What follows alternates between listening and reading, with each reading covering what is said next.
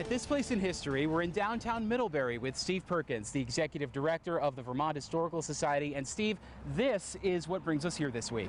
Yeah, Mike, we're going to go visit the Sheldon Museum, one of the oldest museums in the state of Vermont. Has an incredibly eclectic collection relating to Middlebury, Addison County, and Vermont at large. It was founded by Henry Sheldon, an avid collector. And so we're going to go inside and meet Mary Manley, who's the associate director. Henry Sheldon was a self-made man. He was a Renaissance man, but he did a little of everything. He had so many different jobs and had so many skills and talents.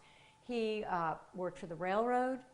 He worked for the town. He played the organ at St. Stephen's Episcopal Church in Middlebury all the way, most of his life until he went totally deaf. He collected everything under the sun that related to his time, Addison County, and beyond in Vermont. Was he normal for his time to be doing that? Yes, I would say you can definitely trace other collectors during that time. Actually, we have, when we were celebrating his 200th birthday last year, one of our exhibits is Henry's Curiosity Cabinet, and he collected a lot of curiosities. We were saying in jest on the way here, actually, that in some ways Henry Sheldon almost sounds like someone straight out of Charles Dickens, specifically the old Curiosity Shop. We were talking about that. Very much so. He documented almost everything that he acquired. So we still have little tags on pieces of clothing, furniture, you name it, where he has written a note and why it's important or how he got it. Why is it all here right now? Yeah, I think he would be very pleased to know that it's operated now as a museum and continues to be.